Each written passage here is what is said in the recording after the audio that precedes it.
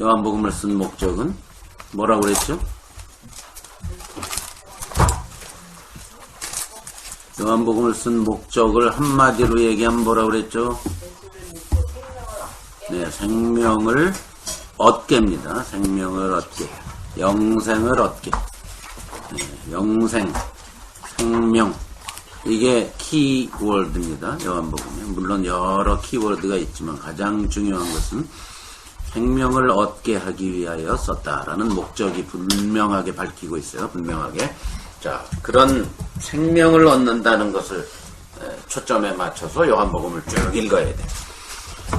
자, 1장 1절부터 이제 요한복음은 하나님이 인간이 되어 오신 예수 그리스도, 그분이 누구냐에 초점을 맞췄기 때문에 시작을 태초로부터 시작하죠. 물론 창세기를 모방해서 쓴 것입니다. 왜냐하면 예수님 안에서 새 창조가 이루어졌다. 그걸 강조하기 위해서. 새로운 창조를 강조하기 위해서.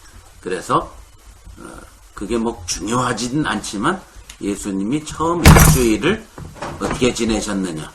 창세기를 흉내냈기 때문에. 그래서 이튿날, 사흘째 되던 날 이런 식으로 썼다고 했죠. 그리고 마지막 일주일을 또 초점 맞춰서 예수님이 예루살렘에 입성하시고 한 그 일주일에 또 초점을 맞춰서 마지막을 썼다고 했죠. 그리고는 맨 마지막 부분, 자 펴보세요. 20장이 원래 20장이 맨 마지막에 그랬죠. 21장은 나중에 부록으로 붙은 거라고 했죠. 자, 20장 맨 마지막 부분에 가가지고 이제 부활하시던 날 저녁에 제자들이 무서워서 문을 꼭꼭 걸어 잠그고 숨어 있을 때 예수님이 그 자리에 나타나셨습니다. 부활하셔서 나타나셨습니다. 20장 21절. 요한복음 20장 21절. 예수께서 또 가라사대 너희에게 평강이 있을지어다. 아버지께서 나를 보내신 것 같이 나도 너희를 보내노라. 이게 이제 요한복음이 생명을 얻게 하는 게 목적인데 도대체 그게 어떻게 전개가 될 것이냐? 생명이신 예수님이 이 땅에 오신 것과 똑같이 예수님도 똑같은 생명을 보낸다는 거예요. 그죠? 똑같은 생명을 이 땅에 보낸다는 거예요. 아버지 하나님이 예수님을 아들을 이 땅에 생명으로 보내서 생명을 얻게 하시듯이 예수님도 생명을 얻게 하려고 또 누구를 보낸다? 제자들을 보낸다. 2000년 내내 보내고 또 보내고 오늘날도 보내는 겁니다. 이 땅에 교회를 세우신다 그 말인데, 자 어떤 식으로 보낸다? 똑같이 보낸다. 즉 예수님의 몸은 사라지지 않았다. 육체로 오셨던 그 몸이 사라졌지 똑같이 또 예수님이 오신다 이 말이에요. 어떻게? 다른 몸으로 오신다. 자, 그걸 쓰려고 하는 겁니다. 나도 너희를 이 땅에 보내노라. 자, 그런데 몸만 가면 무슨 소용이 있어? 몸이 능력을 갖고 생명을 갖고 가야죠. 그러죠? 그러니까 그 부활하신 날 가룟유다는 이미 배반하고 자살해 죽었으니까 11명 남은 제자들의 공동체에, 즉 요즘으로 말하면 교회에 어떻게 하셨어요? 22절입니다. 너희를 보낸다 하시고는 보내면서 뭘 하셨죠? 그 몸에다가 숨을 불어넣으셨어요. 뭐가 떠올라야 되는데 숨을 불어넣으셨다. 영적. 응? 영적. 뭐가 떠올라야 되는데 여러분 공부했지? 지난번에? 하나님 처음 인간 주시고. 그렇지. 하나님이 처음 인간 만들고 흙으로 만들고 어떻게? 생기를 불어넣으셨다. 그걸 연상시키는 점. 뭐를 쓰려고 그러는 거예요, 요한이? 새 창조가 이루어졌다. 옛 창조는 이제 지나갔고, 옛 창조는 인간의 실패에 의해서 지나가 버리고, 하나님께서 예수님을 보내셔서 예수님 안에서 새로운 몸을 창조하시고는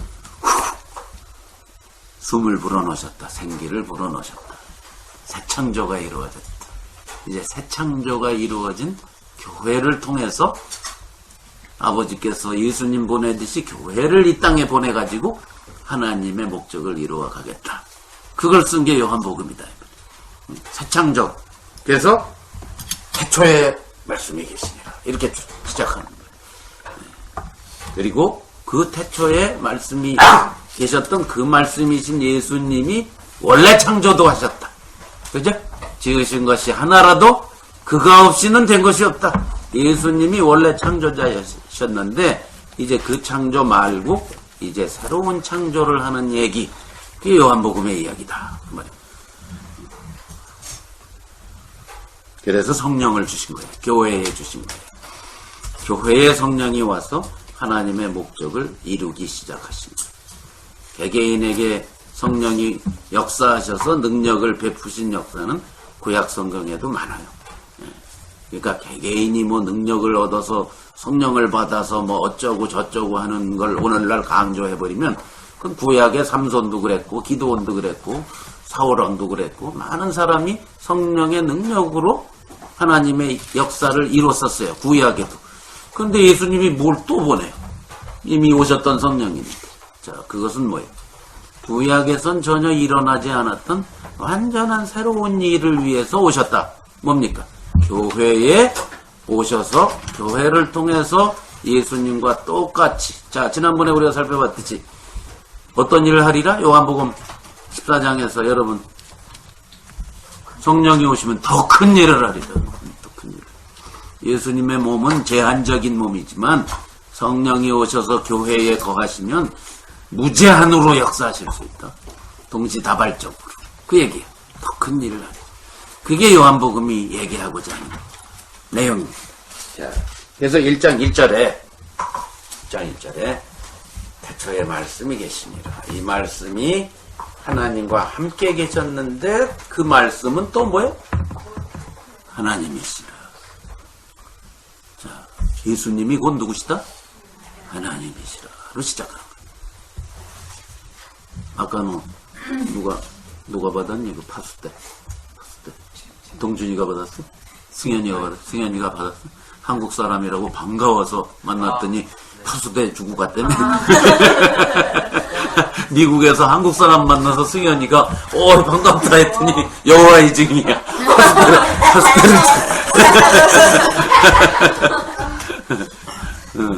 그 사람들은 여호와의 증인은 이단이죠. 그 사람들은 요한복음 1장 1절을 어떻게 자기네 성경에다 바꿔놨냐 하면은 태초에 말씀이 계신데 이 말씀이 하나님과 함께 있었는데 이 말씀은 곧 한 신이라 이렇게 번역을 했어요. 하나의 신이라. 어떻게 구별했냐면 태초에 하나님과 함께 계셨던 그 하나님은 더 가시고 아니 그 지네 마음대로 바꾼 거야. 더 가시고 하나님은 함께 계셨던 말씀은 가시다. 무슨 영화의 그 정관사 부정관사 알죠? 네가 그 하나님 말고 하나의 신이라. 그래서 예수는 피조물이야. 여호와의 증인. 그러니까 그리스 성경에 분명히 하나님과 함께 계셨으니 이 말씀은 곧 하나님이다. 이렇게 돼 있어. 한 앞에서도 theos, 뒤에도 theos, 가시하기. 근데 만약에 여호와의 증인처럼 번역을 하려면 앞에는 theos고 뒤에는 theos 이래야 돼. 거기에 I가 들어가. 요타라고 그러는데. 근데 그리스 원문에는 앞에도 theos, 뒤에도 theos라고 돼 있어요. 여호와의 증인이 자기네가 그걸 못 믿겠으니까 지네 성경에는 뒷것은 한 신이다. 이렇게 번역을 해놓음으로써 착각을 일으키게 해놨다. 그러니까 즉 예수님은 하나님과는 차원이 낮은 존재다. 이걸 강조하는 거예요. 삼위일체를 못 믿겠으니까. 그래서 여호와의 증인이 이단인 거예요. 뭐 다른 이단교리도 많지만 가장 중요한 이단교리는 그거예요. 예수님을 도저히 하나님으로 못 믿는 거예요. 자, 근데 우리 성경은 요한이 이걸 강조하려고 서두부터 쓴 건데 거기부터 부정하기 시작하는 사람들이 이단들이랍니다. 자, 요한은 이걸 강조하려고 그런 거예요. 그분이 인간이 되어왔다는 걸 강조합니다. 하나님이 인간 되어왔다. 이게 얼마나 어마어마한 이야기냐. 자, 예수님은 곧 하나님이시다. 그걸 강조한 겁니다. 태초에 하나님과 함께 계셨고 2절 만물이 다 그분이지요. 자, 그러면 여호와의 증인은 지금부터 생긴 지 뭐 105, 60년 전이고 얼마 안 됐어요. 그러면 이미 2000년 전에 요한은 왜 이렇게 강조하고 시작을 할까? 2000년, 즉 1세기 말이죠. 1900여 년 전에 이미 이때가 예수님이 부활하시고 승천하시고 5, 60년 이상 지날 때라 그랬죠. 그때 이미 이단들이 생겼어요. 어떤 이단들이 생겼냐. 도대체 예수님은 안 믿어져. 하나님이라는 게. 그러니까 어떻게 믿었는지. 예수는 피조물이고 여호와의 증인처럼 믿던 사람들이 그때도 있었어. 예수는 피조물이고 하나님은 더 높은 데 있고 그리고 신도 계급이 있다. 이렇게 믿었어. 그래서 저 높은 데 있는 신이 진짜 신. 그 바로 밑에 약간 덜 떨어진 신. 그 밑에 조금 더 덜 떨어진 신. 이렇게 해서 이렇게 신도 피라미드 조직으로 이렇게. 그럼 그들이 왜 그런 생각을 가질 수밖에? 이거 다 철학에서 온 거예요. 이방 종교 뭐 짬뽕에서. 그럼 왜 이들은 그런 생각을 가졌어야 될까? 그 이유가 있어요. 왜 하나님 이 성경을 고지고대로 못 믿고 왜 자꾸 신의 등급을 둘까? 이유가 뭔지 아세요? 그들의 논리예요. 어떤 논리에서 왔다? 혹시 아는 사람? 하나님이 이 죄 많은 세상을 만들었을 리가 없다. 그렇죠. 바로 그거. 거룩하고 선하신 하나님이 신이 이 타락한 인생들, 이 타락한 세상을 창조했을 리가 없다. 무슨 얘기인지 알아요? 이 세상은 완전 부조리에 추악하고 더럽고 죄짓고 죽이고 전쟁 나고 가난하고 굶어 죽고 뭐 완전 개판이잖아. 그죠? 선한 하나님이 개판인 세상을 어떻게 만드느냐. 이런 논리를 하나 만들면 어떻게 되겠어? 다른 신이 만들었다. 그렇지. 그렇게 나온단 말이야. 그러면 여기에서 중요한 이제 철학이 딱 들어가요. 교리가 뭐예요? 영혼은 선한 거고 물질은 악한 거다. 이게 철학 안에 그 당시에 유행하던 그리스의 철학이었어요. 물질은 나쁜 거고 영혼은 좋은 거다. 무슨 얘기죠? 그러니까 거룩한 하나님이 이 물질을 창조할 리가 없다. 그런데 이 물질은 더러운데 이 물질 속에 있는 영혼은 어떻다? 좋다는 거예요. 그러니까 이 물질에 갇혀있는 영혼을 구출해야 돼. 그걸 구원이라고 봤어요. 그걸 구원이라고 생각해요. 그럴듯하죠? 그래서 물질을 어떻게 해야 돼? 학대를 해. 그리고 선한 걸 꺼내. 아니면 그게 이제 어떻게 발전해 그러면? 금욕주의로 가요. 물질이 나쁘니까 물질은 학대하고 영혼을 꺼내야 되니까 물질은 괴롭혀. 금욕을 하게 돼. 이러면 안 되고 저러면 안 되고 저러면 안 되고로 가. 그 신앙의 한 줄기야. 이거 하면 안 되고 저거 하면 안 되고 술 먹으면 안 되고 이거 하면 안 되고 자간 뭘 하면 안 돼. 금욕주의 있죠. 금욕주의. 지금도 많아 지금. 자, 근데 똑같은 사상에서 뭐가 나와요? 물질이 악하고 영혼이 좋다. 한쪽은 금욕으로 하고 또 한쪽은 어차피 물질이 육이 나쁘다면 아무렇게나 살아도 영혼에 아무런 영향을 끼치지 않는다. 쾌락주의로 나가. 개판으로 나가는 거. 똑같은 줄기에서 사촌지간인데 극과 극이 나오는 거야. 극과 극이 나와요. 자, 그러니까 어떻게? 결국은 신도 등급이 있다라고 만들 수밖에. 그래서 저 위에 거룩하신 분은 이 고통당하는 영혼을 꺼내주려고 하고, 그러면 이 물질 세계는 도대체 누가 창조했느냐, 이거. 누가 창조했을까? 그들의 논리에 의하면. 덜 떨어지고 중에서도 한참 덜 떨어진 존재가 이 세상을 창조했다. 이해가죠? 무슨 얘기인지 알지? 요한복음이 그래서 이렇게 쓰면. 아니다. No. 뭐다? 이 세상을 창조한 그분이 바로 누구시다? 태초에 하나님이셨고 하나님과 함께 계셨던 예수님이시다. 너희들이 잘못 알고 있는 것은 한마디로 팍 하고 선포하고 시작. 이해가지? 다 이유가 있어요. 쓰는데. 근데 오늘날 이 배경을 모르면 그거 이런 식으로 써. 이해가 안 가요. 그러니까 성경은 배경을 잘 알고 봐야 이해가 되는 줄. 모르면은 그냥 지침서 수준밖에는 도움이 안 돼요. QT용 지침서밖에는 안 되는 거예요. 그렇게 성경을 보면 안 돼. 오케이, 잘하는 얘기. 자, 이렇게 해서 예수 그리스도가 결국 생명 그 자체이고, 어두움이 없는 빛이시고, 빛 안에 생명이 있었고, 그 생명이 사람들을 쫙 비췄고, 오셔서 각 사람에게 비춰. 그 각 사람 중에 영접하는 자, 곧 그 이름을 믿는 자들에게는 하나님의 생명이 들어간다. 자녀가 되는 권세를 주셨는데, 그 생명의 권세는 혈통 갖고도 되지 않고 육정으로도 안 되고, 다 공부했죠 지난 시간에? 사람의 뜻으로도 안 되고, 각 사람이 1대1로 생명을 받아들여야 돼.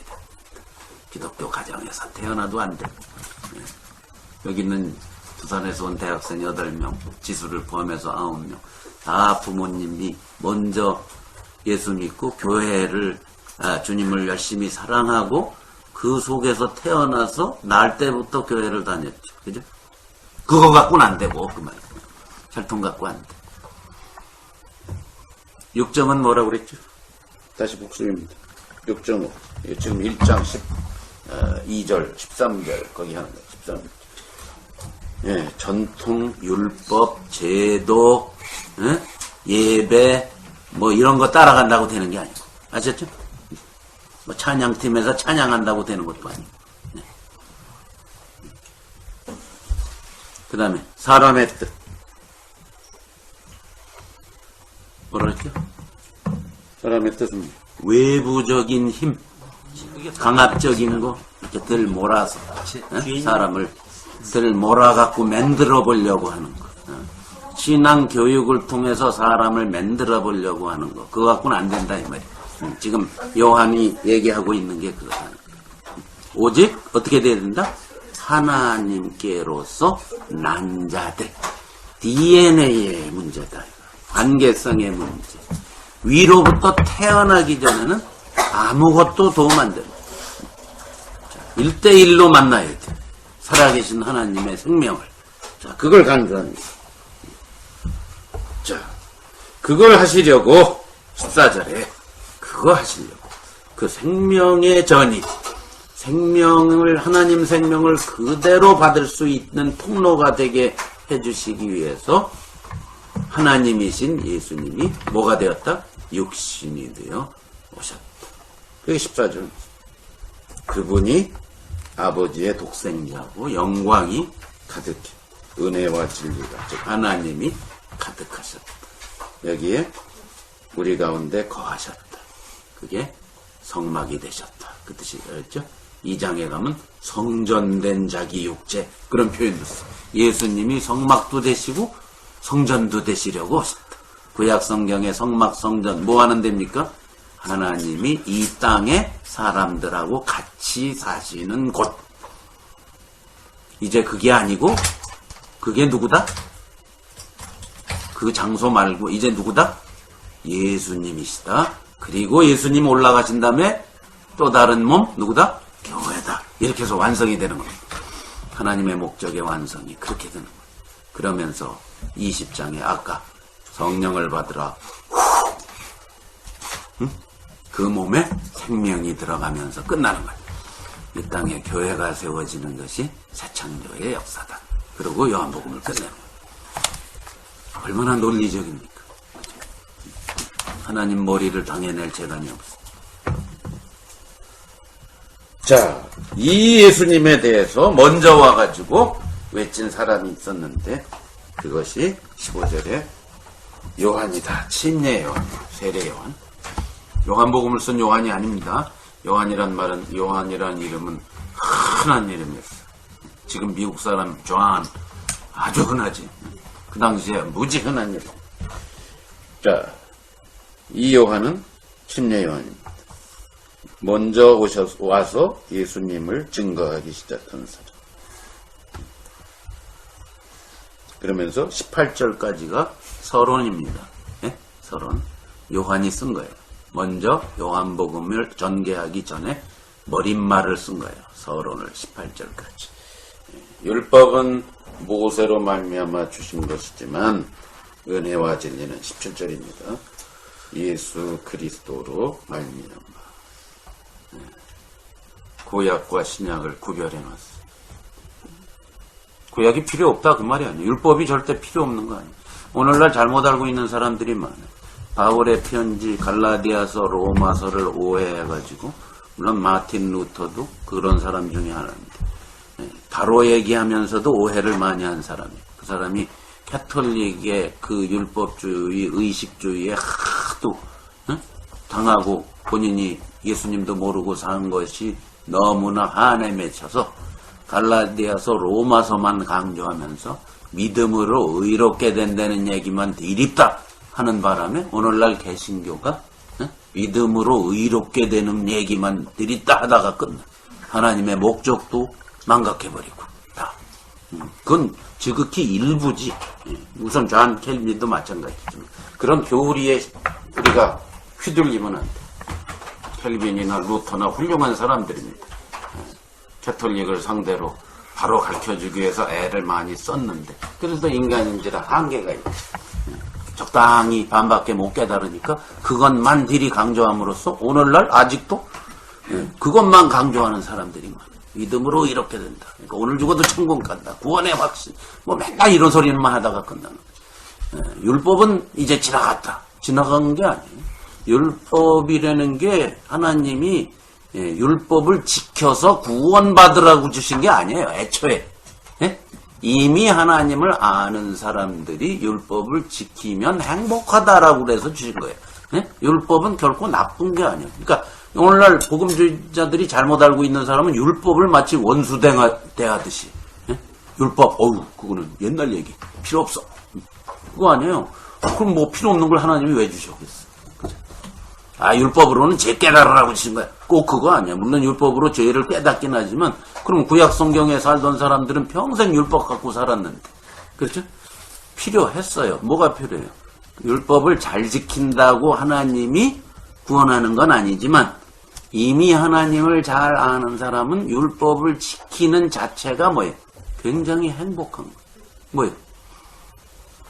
여러분들이 아빠 엄마한테 뭘 잘해서 아들 딸 되는 게 절대 아니에요. 그렇지만 아빠 엄마의 아들 딸이라면 아빠 엄마를 순종하는 거예요. 그죠? 순종하면 뭐가 팥고물 콧고물 떨어져서 축복받으니까 어려서는 그렇게 생각했을지 몰라요. 그죠? 엄마 순종, 아빠 순종 잘하면 뭐 장난감이 나타나고 뭐 맛있는 게 나타나고 그 아직 뭘 모를 때예요. 그렇지만 엄마 아빠를 아는 사람들은 엄마 아빠의 말씀을 순종하면 뭐가 잘 돼서 그러질 않아요. 이제 여러분 나이 정도 되면. 그죠? 순종 잘하면 뭐가 떨어질 것이다. 뭐 스마트폰이 3개 하는 게 생길 것이다. 이 수준은 아직 5살이고. 적어도 이렇게 성인이 된 여러분들은 뭐예요? 엄마 아버지의 말씀을 순종하는 자체가 뭐예요? 행복이에요. 관계성이고. 맞죠? 율법은 그래서 주신 거예요. 그 율법을 원수시하면 안 돼. 율법은 좋은 거예요. 그러나 이제 예수 그리스도 안에서는 그 율법조차도 이걸 지켜서 행복해야지 수준이 아닌 그 이상의 차원으로 예수님이 승화시킨 게 이제 다른 점이지. 예, 무슨 얘기인지 알아요? 그래서 나는 율법을 폐하러 온 것이 아니고 뭐 하러 왔다? 완성시키러 왔다. 그래서 예수님 안에 살면 완성된 율법을 살아가게 된다. 그런 의미란 말이죠. 예. 자, 그러니까 모세는 율법을 줬어요. 율법은 모세로 온 거예요.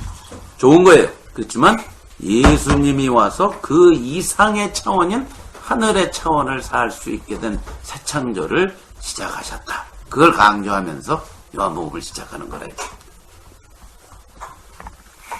자, 18절. 본래 하나님을 본 사람이 없을 때 아버지 품속에 있는 독생하신 하나님이 나타내셨느니라. 뭐를 강조한 말일까? 18절. 서론의 마지막 이 말을 하고 이제 본격적으로 첫째 날로 들어가는 거거든요. 자, 그럼 왜 이 얘기를 하면서 마쳤을까, 서론을? 본래 하나님을 본 사람이 없다. 근데 누가 나타냈다? 아버지 품속에 계신 누가? 독생하신 하나님. 누구예요? 예수님이 하나님을 뭐 했다? 보여줬다. 하나님 본 사람이 한 명도 없었는데 드디어 하나님을 보게 됐다. 이 말이에요. 그게 예수님이시다. 예수님이 보여주기 시작했다. 그러면 구약시대 때 예수님 오시기 전에 하나님 본 사람 없어요? 없어요. 근데 있어요. 하나님 좀 보고 싶다고 막 떼쓴 사람이 있어. 제발 좀 하나님 좀 보여달라고. 누구죠? 누구예요? 아니 왜 대답을 못하시? 모세잖아요, 모세. 예? 예? 모세가 하나님 좀 보여달라고 그래. 너무 힘들어 죽겠으니까 하나님 좀 보여주세요. 보여주세요. 그랬더니 하나님이 너 나 보면 죽는다. 하나님이 너무 거룩하셔서 죄인인 인간이 하나님을 보고 죽어요. 직접 못 봐. 그래도 보고 싶다면 보여주겠다 하고 어떻게 하셨어요? 확 지켜.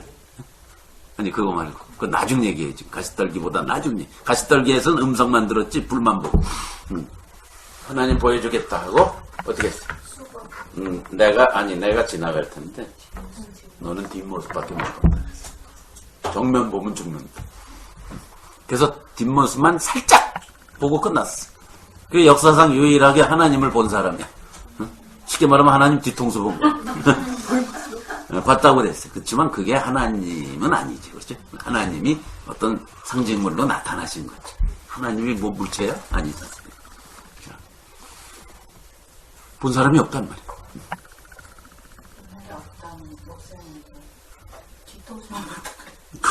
그 사람은 완전 그건 모세의 이야기를 읽고 꿈을 꾼 걸 거야 아마. 모세의 이야기를 하도 읽어가지고 꿈에 나타났을 거야 아마. 자, 없어요.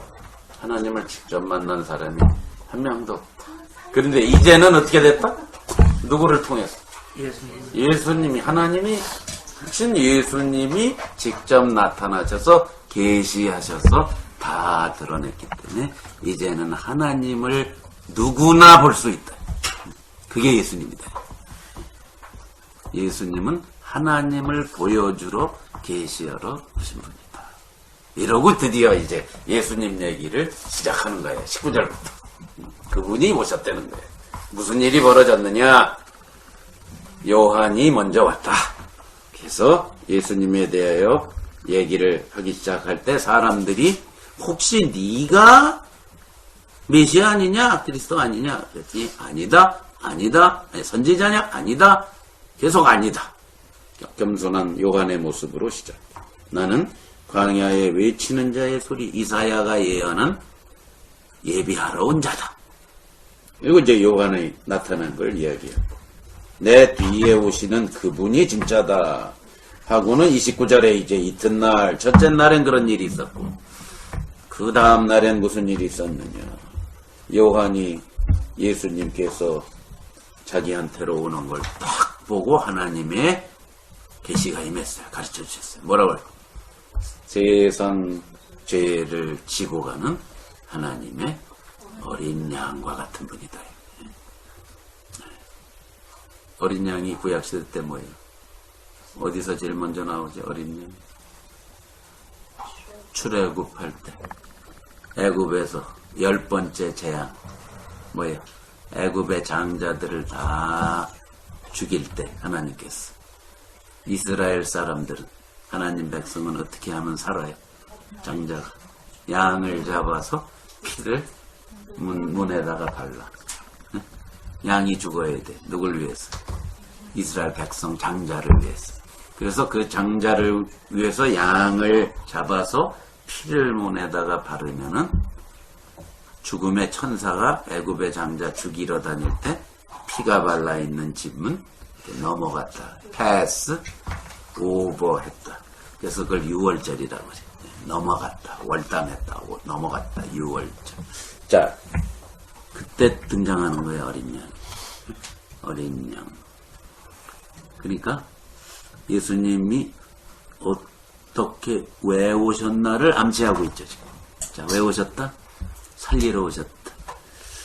이스라엘 장자가 살아난 것처럼 예수님도 희생하심으로 누군가를 살리러 오셨다는 거죠. 근데 그 누군가가 누구예요? 세상 죄를 다 지고 가. 그러니까 누구? 죄인들을 살리러 오셨다. 그죠? 죄인들을 해방시키러 온 분이다. 그게 요한이 선포한 하나님의 계시. 예수님은 왜 오셨느냐? 죄인들에게 죄를 사해서 살려주고 해방시키고 6월절처럼 해방시키러 온 분이시다. 영원한 심판에서 죄에서 그들을 구출하고 살리러 오셨다. 그걸 암시하는 말이죠. 자, 그러면서 예수님에 대해서 쭉 얘기를 합니다. 성령이 머물르고 성령으로 침례주는 분이시고 그게 이튿날 벌어졌고 35절 그 다음날은 이제 요한이 자기 제자 두 사람 앞에서 예수님에 대해서 또 얘기해. 하나님의 어린 양이다. 어제 했던 얘기를 또 해. 그랬더니 두 제자가 어떻게 합니까? 요한 스승의 말을 듣고 예수님을 따라가 버려요. 그러니까 요한은 자기의 역할을 충실히 한 사람이에요. 자기가 메시아가 아니기 때문에 사람들이 자기를 추종하면 안 돼. 예수님을 추종해야 돼. 이게 굉장히 힘든 것 중에 하나예요. 이게 왜 힘드냐? 나도 목회를 해봐서 알지만 예수님을 늘 얘기하지만 저 안에 도사리고 있는 거는 뭐예요? 나를 좀 추종해 줬으면 하는 마음이 있어. 인간의 죄인들은 예수님을 이용해서 내가 사람들 앞에서 좀 잘나고 굴림도 하고 갑질도 하고 존경도 받고 이러고 싶은 마음이 있지. 이게 죄거든 사실. 그게 어려워요. 그게 목회하는 내내 이게 회개해도 안 떠나요. 잘. 아마 나만 그런 게 아니라 이 세상에 많은 지도자들이 그런 딜레마에 늘 빠져 있어요. 요한은 자기가 키워놓은 제자가 자기 말 한마디에 딱 예수님 따라가도록 훈련을 시켜놨다. 제대로 한 사람이 예수님께로 향하도록 훈련시켜놨다. 예수님을 만나도록 훈련시켜놨다. 섭섭함도 없고요. 되게 섭섭해야 되는데 죽겠다고 키워놨더니 이게 말하자면 당연히가 엄마가 구이숙 자매가 죽겠다고 키워놨는데 딴 여자한테 가서 엄마 그러는 거랑 똑같은 거야. 미치는 거야 이게 사실은. 자, 근데 그게 예수님이니까 괜찮은 거죠. 그치? 그분을 증거하러 왔습니다. 자, 오늘날 우리도 우리의 요한만 그렇게 사는 거 아니에요? 저도 그렇게 살고 여러분도 그렇게 살아야 돼. 여러분의 인생이 사람들 앞에서 여러분들의 말과 행동과 삶과 인생의 목적과 모든 것이 다른 사람들로 하여금 어디로 향하도록 살아가요? 예수님을 향하도록 살아가요. 우리의 삶 자체가 나의 인생을 보고 사람들이 누구에게로 저 사람 예수님의 사람이구나 해서 결국은 누구에게로 향하게? 예수님에게로 향하게. 그게 우리가 이 땅에 사는 교회의 존재 이유요. 교회 안에 속한 우리 개개인의 존재 이유일 겁니다. 요한처럼 살아야 돼요. 우리는 그게 가장 보람 있고 가장 행복한 거예요. 그분이 전부고 절대자시고 그분한테 항복하는 것이 최고의 행복이고 당연하, 그지? 항복하는 게 행복이라 그랬잖아. 그저께 내가 숙제를 내줬거든요. 이 학생들한테 항복한다는 의미에 대해서 잘 묵상하고 내일 보자. 근데 그 다음날 어제 만났는데 다은이가 항복을 행복으로 알아듣고 행복에 관해서 묵상을 하고 왔더라고. 근데 이게 참 아다리가 맞아. 왜냐면 항복하면 행복해지거든. 그러니까 결국은 다은이가 항복답을 알게 된 거야. 네. 주님 앞에 항복하는 사람만 행복하게 되거든. 다른 사람은 절대 행복할 수가 없어. 그러니까 맞아. 제대로 묵상하고. 한 발 더 나갔네. 더 나갔어.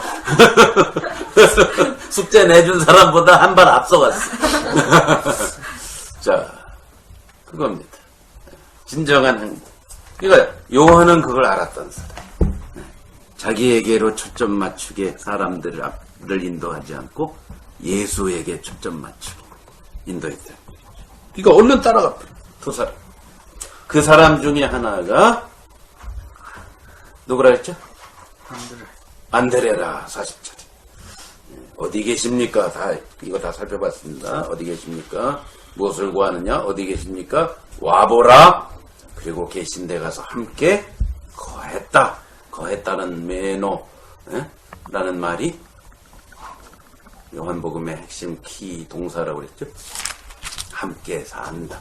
예수님도 하나님과 함께 거하시다가 우리에게 오셔서 함께 거하시는 분이라 했죠. 거한다라는 말이 계속 등장합니다. 두 사람 중에 하나가 안드레, 또 한 사람이 아마 요한복음의 저자였을 가능성이 많아요. 그래서 자기 이름을 안 밝힌다라고 생각해요. 학자들 중에는. 누군지는 몰라요.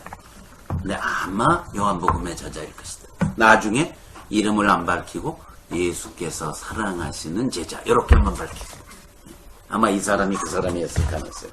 자, 그래서 또 안드레는 자기의 형제를 찾아 브라더를 찾아 시몬이라는 사람을 찾아서 우리가 메시아를 만났다 했더니 예수께로 데리고 오니까 예수님이 예언을 하십니다. 앞으로 네 이름을 게바라 하리라.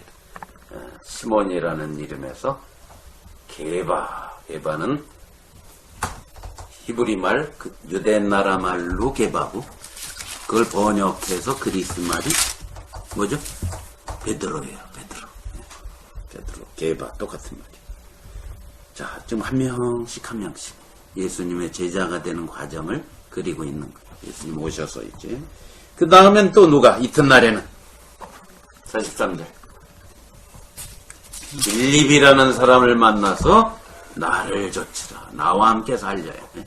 나를 좇으라. 그랬더니 빌립이 줬다가 가만 보니까 자기 혼자 쫓아서 왜? 자기 못지않게 하나님을 바라고 추구하고 갈급하고 관심 있고 하나님 만나고자 하는 친구가 있거든.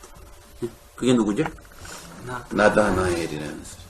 그 사람을 찾아서 우리가 만났다.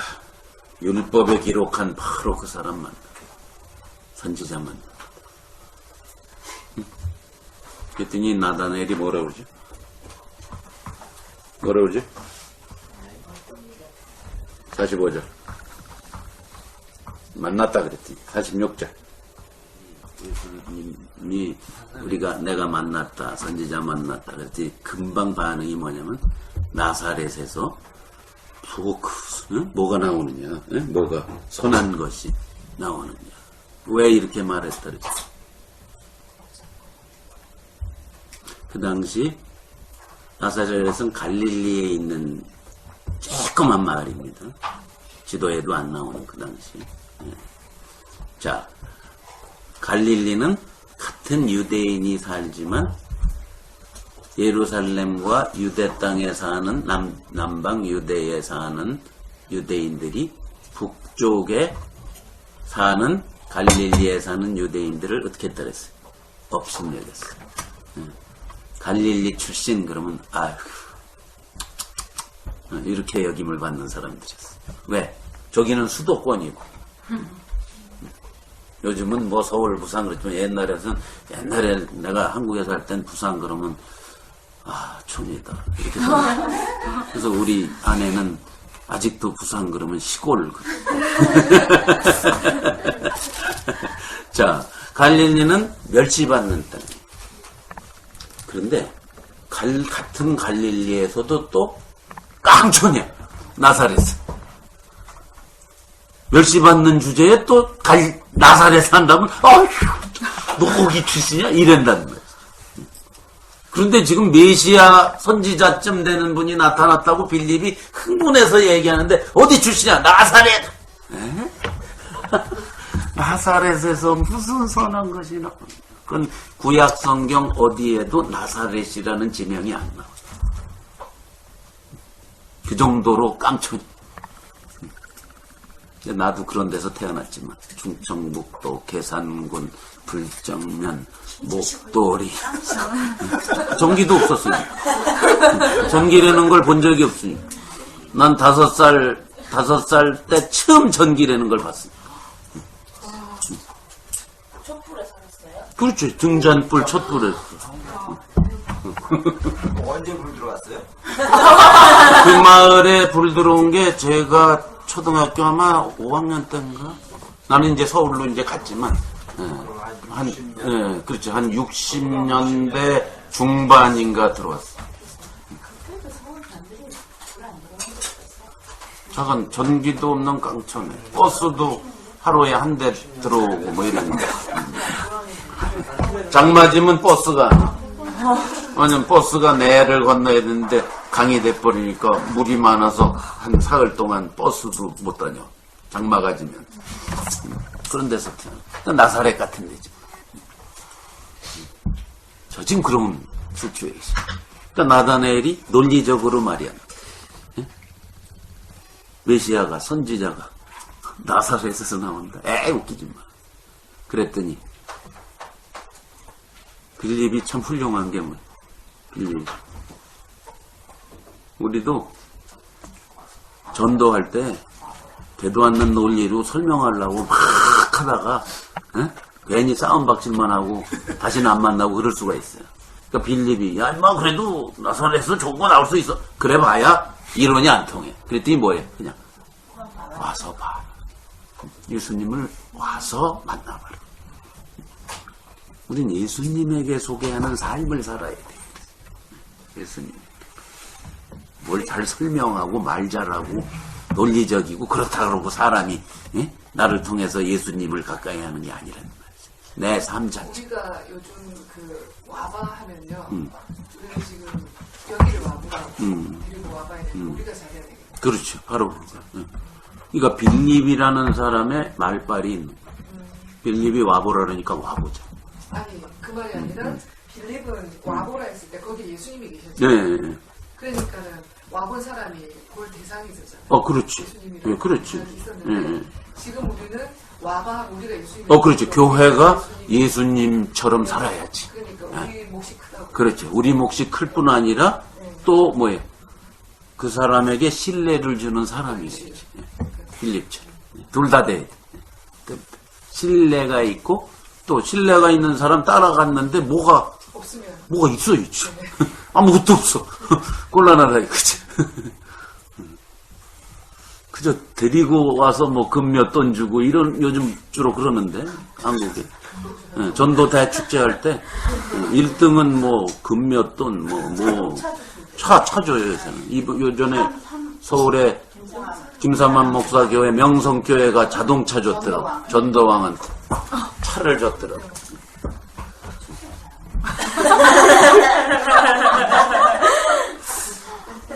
그래서 요즘은 또 광고 내잖아요 신문에.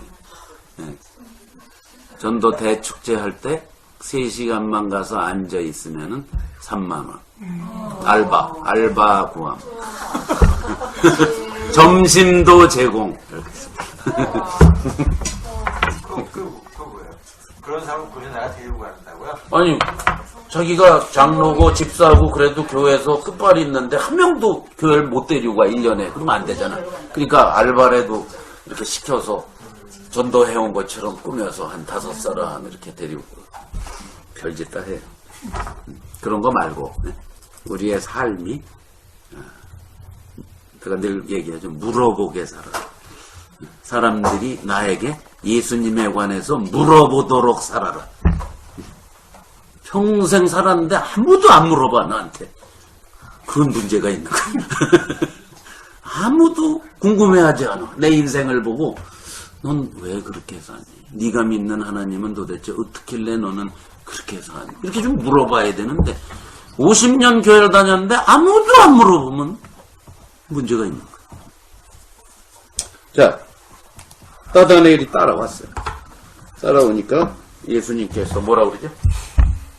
저는 참 이스라엘 사람, 간사한 것이요. 이 얘기는 뭐 잘하는 얘기. 옛날 이스라엘이 원래 야곱이었던 거 알죠? 야곱의 이름이 이스라엘로 바뀌었어요, 나중에. 예. 그 야곱이 굉장히 간사한 친구였어. 아버지를 속이고, 형을 속이고, 예? 가가지고 외삼촌도 또 속이려고 그러고. 그러니까 계속 간사한 친구였어. 그게 이스라엘의 조상이야. 근데 지금 나다나엘을 딱 보니 그 조상이었던 야곱과 같이 간사하지 않은 참 이스라엘 사람이라. 간사하지 않다. 야곱과는 넌 좀 다르다. 그러니까 진짜 이스라엘 사람. 진짜. 그러니까 나다나엘이 뭐라 그래? 저를 어떻게 하십니까? 난생 처음 보는. 그랬더니 무화과 나무 아래 있을 때 내가 봤다. 예수님이 지나가다 봤다는 뜻이 아니고 무화과 나무 아래에서는 평소에 메시아를 기다리고 하나님께 헌신한 사람들이 성경 토론하고 메시아를 기다리고 공부하고 기도하고 그랬던 풍습이 있었어요. 그 당시. 예수님이 그걸 가리키는 거예요. 네가 기다리던 사람인 걸 내가 안다. 그랬더니 이분은 진짜 메시아구나. 그죠?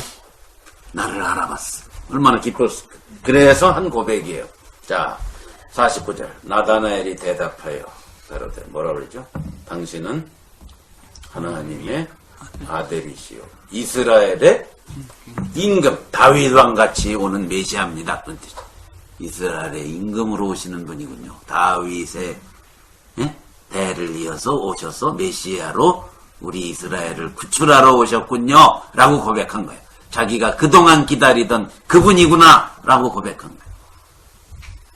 그랬더니 예수님이 너 지금 내가 너를 무화과 나무 아래에서 봤다는 것 같고 놀래고 감탄해서 이 고백하냐? 그 고백 수준 갖고는 안 된다. 그 말이에요. 뭐를 보리라 앞으로. 진실로 너희에게 하늘이 열리고 하나님의 천사들이 사자들이 인자 예수님 위에 오르락내리락 하늘로 갔다 땅으로 왔다 하늘로 갔다 땅으로 왔다 하리라. 이것도 야곱이 아버지하고 형 속이고 외삼촌 집으로 도망가다가 돌을 베게 하고 꿈에 본 장면이에요. 이게 그죠? 천사들이 자기 위에 사다리 타고 왔다 갔다 하늘과 땅을 왔다 갔다 하는 그걸 예수님이 얘기하는 거예요. 그 환상 그게 실제로 펼쳐지죠. 즉 예수 그리스도를 통해서 뭐예요? 하늘 문이 열리고 천사들이 왔다 갔다 한다. 무슨 뜻이에요? 너는 지금 땅의 임금으로 오는 메시아 바라고 있었지 지금까지. 그 수준 갖고는 안 되고 네가 앞으로 경험하게 될 수준은 하늘이 열리고 하늘 차원이 내 눈앞에 펼쳐지는 그게 진짜 예수 믿는 거다. 그게 진짜 신앙이다. 하고 예언하십니다. 그게 예수님이 십자가에 달리시고 부활하시고 승천하셔서 하늘이 열려서 이 땅에 뭐가 내려왔어요? 교회가 내려와서 교회 안에서 경험하고 살아갈 교회 생활, 신앙 생활을 지금 예언해 놓으십니다. 앞으로 벌어질. 자, 이게 앞에 부분에서 제자 삼으면서 있었던 이야기입니다. 자, 이 얘기 끝에 이제 2장으로 그냥 연결되는 거죠. 자, 2장. 우리가 잘 아는 이제 가나의 혼인잔치가 여기 나오고, 그 다음에 요 얘기 다음으로 백투백으로 예루살렘 성전에 가서 예수님이 제사를 방해하시고 소동을 일으키신 얘기가 두 가지가 딱 기록이 되어 있어요. 이게 2장이에요. 그죠? 자, 이제 처음에 제자들 삼은 얘기를 하면서 이제 본론으로 들어가기 시작합니다. 예수님이 도대체 왜 오셨나를 이제 쫙 설명해 나가려고 한 사건을 들이대는 거예요. 딱 갖고 온 거예요. 어떤 사건? 제일 처음에 행하신 표적. 몇 가지 표적이 나온다 그랬죠? 연복은 7과 7이라는 완전수로 예수님이 표적을 수백 수천 가지 행하셨겠지만 딱 7개만 뽑아갖고 기록했어요. 7이라는 수는 그들에게 완전수니까 7개만 뽑아서 이것만 봐도 예수님이 하나님인 것을 당연히 알아야 된다 하고 이그젬플 7개만 뽑은 거예요. 첫 번째가 지금 가나의 혼인잔치에서 물이 포도주로 된 기적입니다. 자, 처음 표적을 행했다. 자, 자세한 내용은 뭐 이렇게 하다가는 요한복음 갖고 또 6달 걸릴 테니까 간단하게 넘어갑니다. 자, 이 처음 표적을 행하셨다. 이게 6째 날 벌어졌다. 그랬죠? 사흘 후가 이튿날 하고 사흘이니까 6째 날 벌어진 거예요. 자, 예수님 오셔서 6째 날 처음 일주일, 7째 날은 안식하시고 그 말이죠. 6째 날이 가장 피크죠. 그러니까 뭐 한 날에 원래 천지를 다 만드시고 사람을 만드셨던 그날이야. 예수님은 새 창조에서 뭘로 시작하셨느냐? 뭘로? 포도주가 떨어진 결혼식에 물로 포도주를 만들므로써 뭐를 회복시켜? 잔치가 계속될 수 있는 기쁨을 회복시켰다. 시인이 기쁘게 하셨다. 네. 뭐가 이렇게 대단한 사건이에요? 네. 옛날 유대인들은 여러분 앞으로 결혼할 때 하루 딱 예식장 빌려서 40분 결혼식하고 갔다 올게 하고 뭐 피로연도 하나 조금 하고 제주도 어디 신혼여행 굿바이 하고 떠나지. 근데 옛날 이스라엘은 결혼식은 가문과 마을 전체의 잔치. 그래서 일주일을 해. 그러니까 일주일을 먹어대야 돼. 그러니까 포도주를 어마어마하게 준비해야 돼. 몇 년 후에 결혼식이 있을 걸 미리 알고 몇 년 동안 포도주를 준비하고 사오는 게 아니야. 자기네가 직접 농사져서 짜야 돼. 그리고 숙성시켜야 돼. 이걸 몇 년을 하니까 떨어지면 있어 없어? 없지. 마켓도 없고. 그건 뭐냐? 동네의 잔치고 가문의 잔치인데 동네 사람들을 초청해서 일주일을 잔치해야 되는데 중간에 포도주가 떨어지면 가문에 수치고 동네의 어른들을 멸시하는 행위야. 그 당시. 준비가 서툴렀다라는 얘기. 신중을 기하지 않았다라는 얘기. 그러니까 동네 사람들을 우습게 알았다라는 사인이야. 그게. 그러니까 위기도 보통 위기가 아니까. 그걸 예수님이 가가지고 역전시켜 주셨다. 그걸 물로 포도주로 함으로써 처음 기적을 한 것입니다. 그 내용이라. 요한은 왜 이 얘기를 허구 많은 표적 중에 이 얘기를 갖다 7개 중에 하나에 처음으로 박아놨을까? 바로 그거예요. 예수님이 이 땅에 오셨을 때 하나님을 잘 믿는다라고 생각되던 유대인들이 어떤 상태? 형식만 남, 제사만 드리고 요즘으로 말하면 교회당만 왔다 갔다 기계처럼 왔다 갔다 그냥 하나님에게 축복받으려고 그냥 가서 떼우고 아주 형식과 기꺼이 하지 않고 때우고 이런 종교로 타락한 유대교였어. 그 상황을 말하는 거예요. 기쁨이 하나도 위기인데도 위기의식을 모르고 있고 몰랐어. 누가 알았어요? 포도주 떨어진 거 몰랐어요. 아무도. 누가 알았어? 그 잔치 연회장도 몰랐고요. 신랑과 신부도 몰랐고요. 몇 사람만 알았는데 예수님 어머니가 알았어요. 큰일 났다 하고 있을 때 예수님 어머니 귀에 들어갔다는 거예요. 지금 위기 상황이었어. 극소수만 알고. 근데 거기에 위기를 구출해 주신 분이 예수님이시다. 뭐와 같아? 이 땅에 오셔서 그 위기였던 하나님과의 관계성을 다시 회복시키는 기쁨의 잔치로 바꿔주신 그분이 예수님이다. 요걸 그리려고. 물론 포도주의 사건을 제일 먼저 갖다 딱 봐. 이해가 시죠? 그러면서 백투백으로 그 다음 사건은 원래는 예수님이 마지막 일주일 얘기했죠. 다른 복음서에 보면 전부 마지막 일주일 동안에 십자가에 달리시기 며칠 전에 벌어진 사건이야. 성전에 들어가서 막 채찍 만들어갖고 막 부시고 막 내쫓고 막 엎고 막 소동이 일으키신 사건은 원래 3년 반 후에 십자가 며칠 전 사건이에요. 근데 요한복음은 이걸 맨 앞에다가 갖다 놨어요. 일부러. 요한복음은 시간 순서가 하나도 중요하지 않아요. 요한복음은 절대 시간 순서로 읽으면 안 돼. 다른 복음서는 시간 순서대로 써 있어요. 근데 요한복음은 뭐 3년 전 일을 앞에 갖다 놓기도 하고, 앞에 일을 뒤에 갖다 놓기도 하고, 왔다 갔다.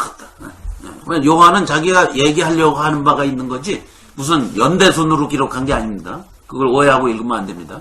자, 그래서 마지막에 일어난 사건인데, 가나의 혼인잔치 뒤에다 붙여놨어. 그래서 마치 처음에 있었던 일처럼 꾸며놨어. 왜? 뭘 강조하려고? 가나의 혼인잔치와 같은 맥락을 강조하려고. 기쁨이 빠졌다는 게 포인트고. 요건 뭐야? 성전 안에서 뭐 하고 있어? 장사하고 있어. 성전은 뭐 해야 되는데? 하나님 앞에 예배 해드려야 되는데. 이미 짐승은 밖에서 사갖고 와가지고 혹은 집에서 갖고 와서 성전에 와서 짐승이 죽어서 짐승의 울음소리가 들리면 안 되는 데가 성전이야. 죽어야 되니까 죄다. 근데 거기에서 장사를 하고 있으니까 얼마나 시끄럽겠어. 생각해. 염소가 울고 양이 울고 소가 울고 별 장사꾼들 돈 막 서로 교환하고 막 짜질 거야. 장사꾼들의 아주 활약하는 터가 됐어, 성전. 자, 그럼 왜 이렇게 됐을까? 하나님 앞에 제사할 때는 원래 집에서 정말 수많은 수백 마리의 짐승 중에서도 가장 흠이 없는 거. 하나님은 흠이 있으면 안 돼. 뭐 눈이 하나 없다든가, 뭐 귀가 뭐 여기 뭐 반 잘렸다. 이런 건 하나님이 안 받으시. 하나님이 퍼펙트한 제물만 받으신다 했어. 그러니까 그것을 잘 셀렉트해서 준비해서 병 안 들게 해서 성전에 갖고 와서 제물로 바쳐야 돼. 하나님께. 근데 가까이 사는 사람들은 그렇게 할 수 있지만 이 성전에 올 때 1000마일 바깥에서 2000km 바깥에서도 올 거야. 그래서 사방 유대인들이 뭐 로마 제국 전체에 살고 있었어. 그들이 평생 한번 와서 제사 드리러 오는데 어떻게 갖고 와? 배 타고 산 넘고 산에 눈도 있고 뭐 이럴 때 오는데 어떡할 거야? 양 염소 끌고 오다 어떻게 되겠어? 차 타고 와도 힘들어 죽겠는데 지난번에 우리 2400km 뛰었거든. 자동차로 2400km도 힘들어 죽겠는데 그 걸어서 2400km 와 어떻게 되겠냐? 미치는 거지. 사람도 파김치가 될 텐데 양은 이거 먹이면서 와야 돼. 병 나겠어 안 나겠어? 병은 과사하고 다 죽었을 거야. 자, 그러니까 하나님께서 사랑하시니까 배려해 주신 거예요.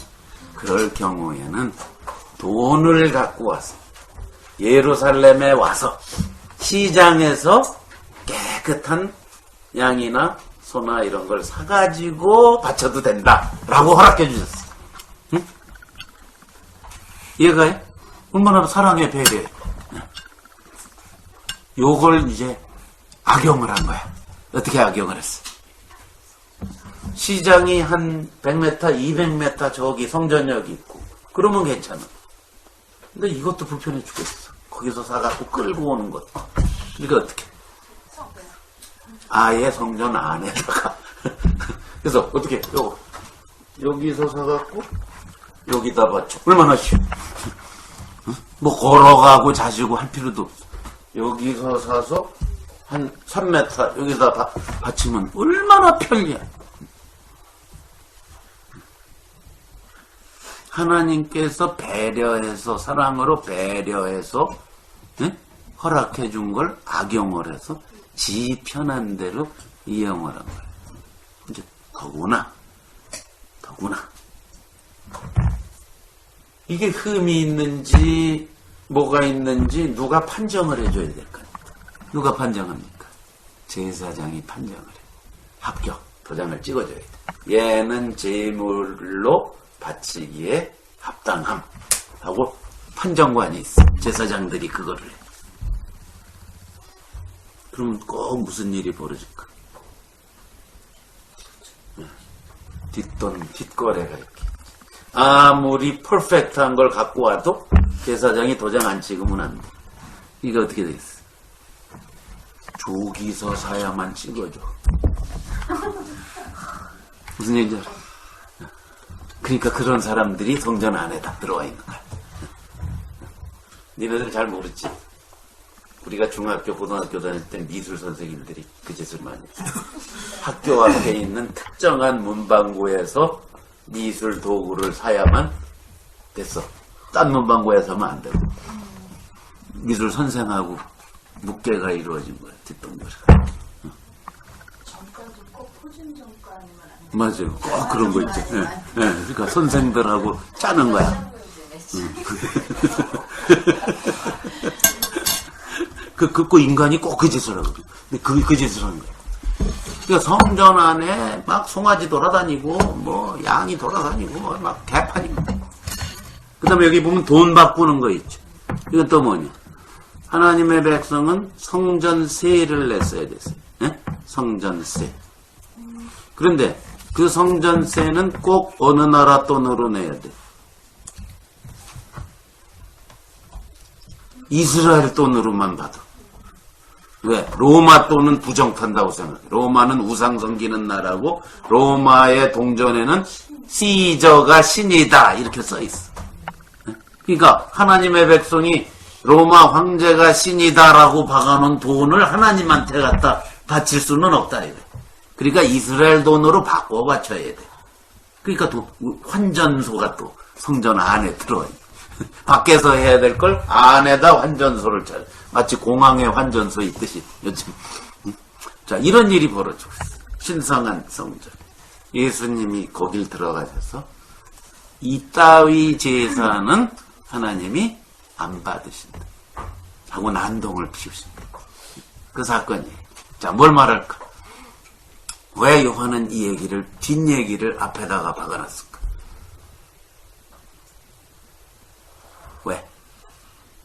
왜 그랬을까?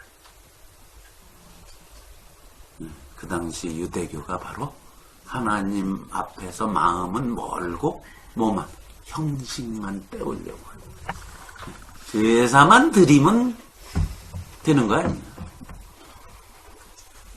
그러니까 때우려는 사람에게 꼭 따라오는 게 뭔지 아세요? 쉽게 하고 싶은 거. 안 때우면 큰일 나니까 꼭 때워야 돼. 왜? 안 때우면 하나님이 진노할 것 같고, 제사 안 드리면은 뭐 다리 하나 부러질 것 같고, 사고 날 것 같고, 농사 안 될 것 같고, 그러니까 꼭 해야 돼. 때워야 돼. 근데 마음에서 우러나오질 않으니까 어떻게? 안 때우면 큰일 나는데 해야 되니까 어떤 방법을 써? 될 수 있는 대로 편리하고 쉽게. 형식주의가 들어가면 편리주의가 따라가는 거야. 편의주의. 이 세상도 그래. 다 그래. 인간은, 죄인들은 형식에 얽매이면 쉬운 길을 택해. 가장 효과적인 방법을 택해. 그거예요. 하나님한테 안 드리면 큰일 나니까 드리긴 들어야 되겠는데 어떻게 하면 될 수 있는 대로 쉽고 빠르고 요렇게 할까 했더니 그 안에다가 시장 차리는 게 최고로 좋은 방법이에요. 자, 예수님이 왜 진노하셨는지 이제 감이 가죠. 하나님과의 관계를 형식과 때우는 걸로 시장바닥으로 전락시킨 거. 그래서 여기 뭐라 했어요? 내 아버지의 집으로 뭐 하지 말라? 장사하는 집을 말했죠. 내 아버지 집. 요한은 이거를 왜 앞에다 썼느냐? 그래서 썼어요. 유대교의 모습이다. 오늘날의 교회의 모습일 수 있어. 그럼 요한이 쓴 목적은? 이건 요한이 이 복음서를 쓰고 있는 독자들은 교회예요. 그죠? 이 사건은 언제 벌어졌어? 60년 전에 벌어졌어. 그럼 이 얘기를 왜 앞대가리 했었을까? 유대교의 문제일 뿐 아니라 누구의 문제도?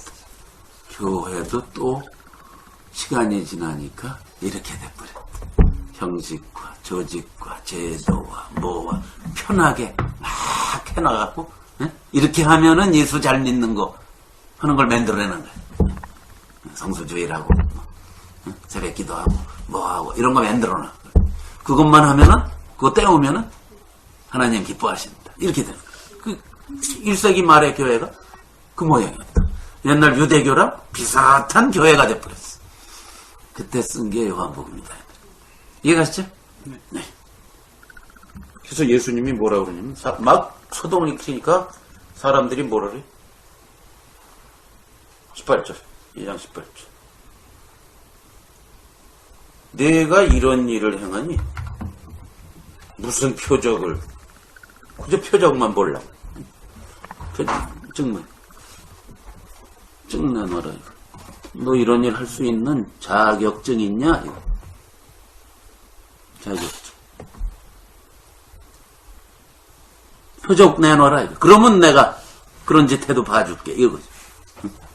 네가 지금 성전에 와서 막 내 아버지 집이라고 그러고 막 소동 일으키려면 네가 무슨 권리가 있거나 자격이 있을 텐데 그거 보여내라. 표적을 일으켜주면 내가 봐주지. 아주 고졌어. 아주 웃기는 시츄에이션이야. 이건 몰라서 이 짓 하는 거야. 지금 여기 손호 집사님, 주성희 집사님 집에 우리가 와 있는데, 여기가 주인이야. 그죠? 주인 둘이 잠깐 밖에 나간 사이에, 우리가 여기에서 마음대로 막 어지럽히고 주인 노릇하고 막 그래. 근데 이 두 분이 딱 들어와서, 그래서 막 어지럽힌 걸 막 정리하면서, 내 집을 왜 이렇게 하냐? 그러면, 증 내놔라! 이런. 자격증 내놔. 당신이 주인이시오? 그러면 주인인 증거를 대줘. 이러는 시츄에이션. 성전 주인이 누구예요? 예수님이죠. 하나님의 아들이죠. 아주 기가 막힌 시츄에이션이죠. 표적 좀 보여드라. 그랬더니 예수님이 어이가 없으니까 하신 말씀이 뭐예요? 그래? 성전을 헐어버려라. 내가 사흘 만에 이렇게. 그랬더니 이 성전이 몇 년 동안 지은 거라고? 46년 동안 짓고 있었어. 아직 끝내지도 않았어. 나중에 64년에, AD 64년에 피니시했어. BC 20년 전부터 84년 동안 지은 거예요. 근데 요때 예수님이 와서 소동을 일으킬 때는 46년째예요. 그러니까 84년을 졌으니 아직도 38년을 더 저어 나가야 될 성전이야. 중간 상태예요. 헤롯의 성전이라는 거거든요. 근데 예수님이 뭐예요? 내가 사흘 만에 이렇게 그랬더니 뭘로 알아들었어? 이 성전으로 알아들었는데 실제로 예수님은 하나님의 성전으로 오신 자기 육체를 가리켰다. 이렇게 돼 있지. 자기가 너희가 나를 죽여도 내가 뭐예요? 사흘 만에 부활하리라 이 말씀을 암시하셨다. 그때까지 아무도 못 깨닫고 누구도 못 깨달았어요? 제자들까지도 못 깨달았다. 여기 요한이 붙여놨죠. 죽으신 지 며칠, 응? 죽은 자 가운데서 살아나신 후에야 제자들도 믿었다. 그때까지 제자들도 무슨 소리인지 못 알았어. 왜 저런 소리를 하시나? 사흘 만에 진짜 성전을 다시 지으려고 그러시나? 제자들도 그렇게 생각했다. 근데 알고 봤더니 성전된 자기 육체를 가리켜 말씀하신 것이다. 하면서 지금부터 이제 요한복음은 예수님이 3년 반 동안 사역하시는 동안에 사람들이 예수님이 말씀하신 진리를, 영적 진리, 하늘의 진리를 전부 육적으로 알아듣는 사람들을 쭉 나열해 놓은 거야. 지금 여기에 이 사람들이 그렇고 3장의 니고데모가 그렇고 4장의 사마리아 여인이 그렇고 예수님이 하늘의 얘기, 영적 진리를 말하면 육적으로 알아들었죠.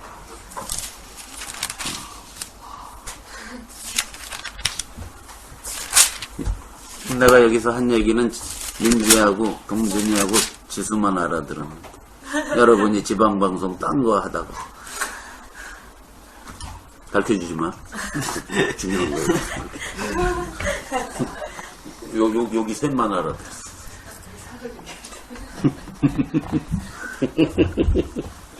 자, 죽은 자 가운데서 살아나신 후에야 제자들도 알았다.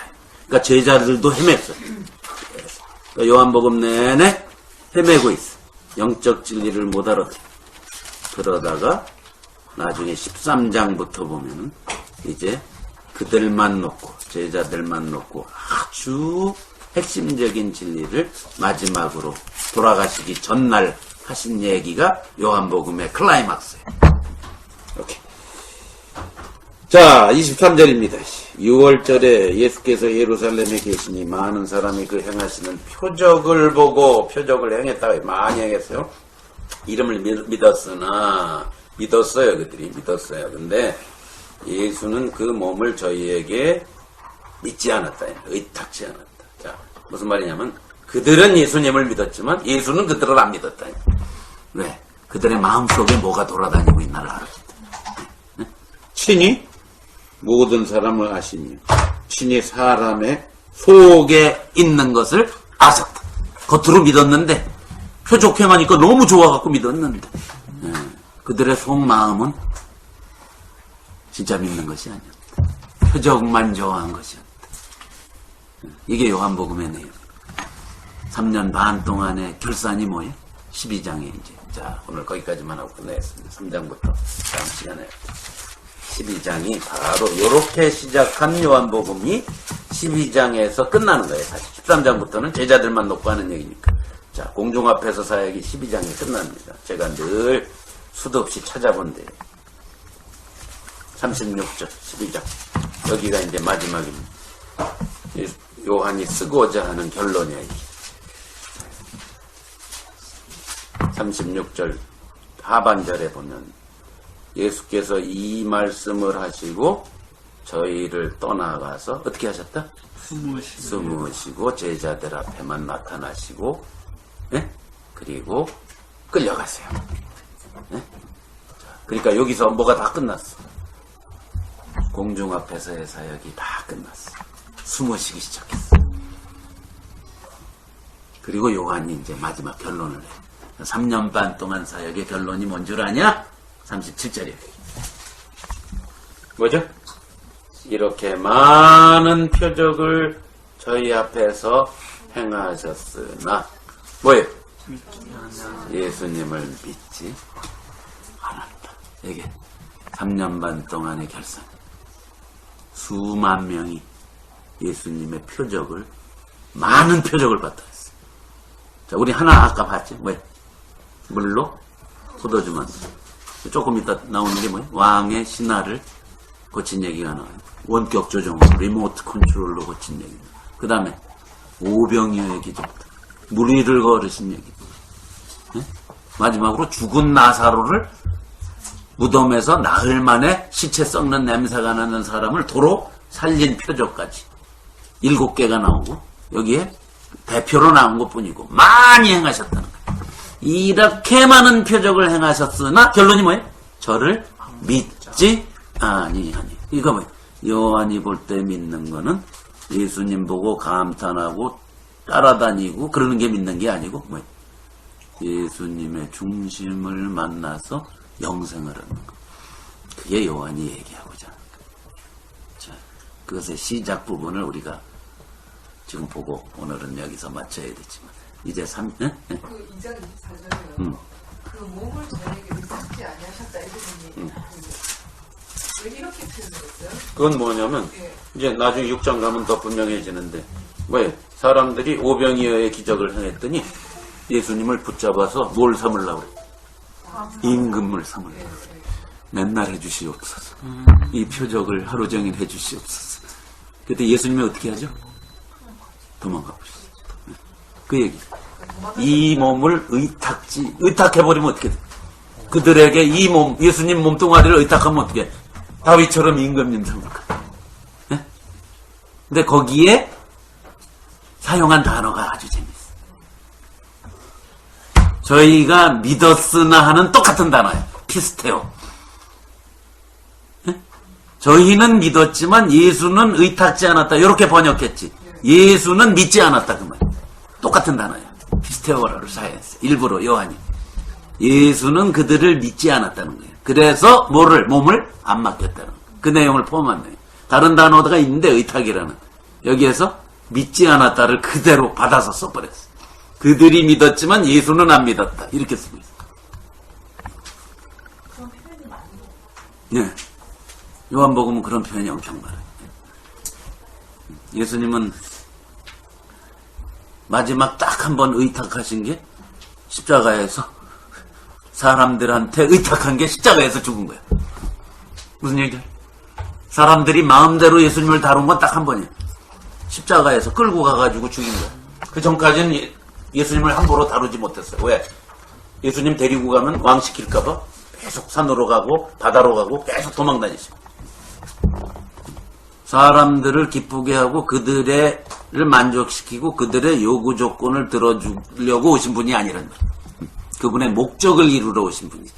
영생을 주려 오셨는데 관심은 없고 죄다 이 땅에서 행복하게 잘 먹고 잘 살고 정치 잘해 주십시오에 관심이었어요. 그러니까 예수님은 도망다니죠. 계속 도망다니죠. 그 말이에요.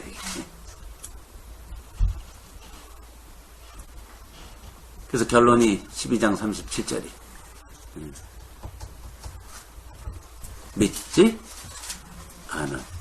그게 뭐로 써있다 그랬죠? 우리 뭐 공부 많이 했으니까 미완료태로 써있어요. 그리스 문법은 imperfect tense라는 다른 나라의 tense엔 별로 없는 거예요. 그리스 말에만 있는데 우리 말엔 이렇게 번역해요. 믿지 않는 것이 몸의 배다. 습관성이었다. 그들이 그냥 한 번 안 믿은 게 아니에요. 실수로. 아예 안 믿기로 작정한 사람이다. 그게 예수님 3년 반 공생애의 결론. 그게 90년경의 교회의 모습이에요. 요한복음을 쓰고 있는 이유가 그래요. 90년경에 다 예수 믿는 사람이 교회 다니는데 봤더니 뭐다? 진짜 믿는 사람은 없었다. 그걸 쓰려고 그러는 거예요. 그래서 영생을 얻어라 이게. 그럼 2000년 후에는 더 하면 더 하겠지. 90년경에 그랬습니다. 2000년 후에 사는 요즘은 더 하면 더 했지. 그렇죠? 네. 성전에서 장사하는 것처럼 형식과 편의주의에 다 빠져있고. 그죠? 표정만 바라고 있고. 우지건 뚝딱. 맨날 기도가 표적이 벌어지는 기도 제목. 그렇죠?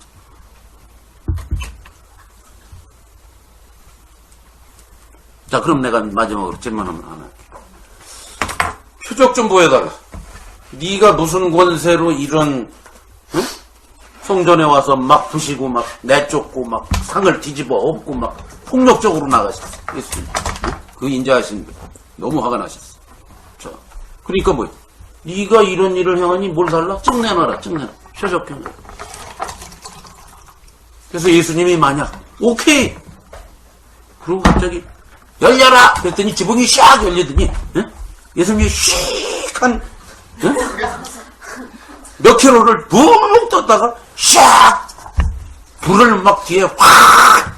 불 뿜는 로켓 그냥 샥 내려서 이래도 못 믿겠냐? 믿겠어 안 믿겠어? 믿겠어 안 믿겠어? 거기서 어떤 강심장이 안 믿고 어허허 이럴 사람이 어디 있어?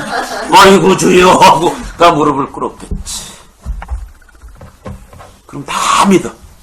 이 세상에 안 믿는 사람은 있어. 지금이라도 지금도 이 자리에서 못 믿겠니? 당은아? 오케이. 그리고 예수님이 이 자리에서 빡 열려라. 팍 들어가서 달아가서 토끼 한 마리 잡아갖고 내려왔어. 자, 믿겠어 안 믿겠어? 믿지. 그건 믿는 게 아니란 말이야. 그건 두려워하고 무서워하고 그럴 수는 있지만 인격적인 기꺼이 사랑하는 관계성은 안 된다는 거예요. 하나님은 그거 하고 싶으신 분이라. 그래서 그걸 안 하시는 거예요. 그걸 안 하세요. 자발적으로 사랑하는 관계를 원하시니까 더딘 것 같아도 답답한 것 같아도 그런 마음이 열린 사람하고만 만나시는 거예요. 예나 지금 알겠습니까?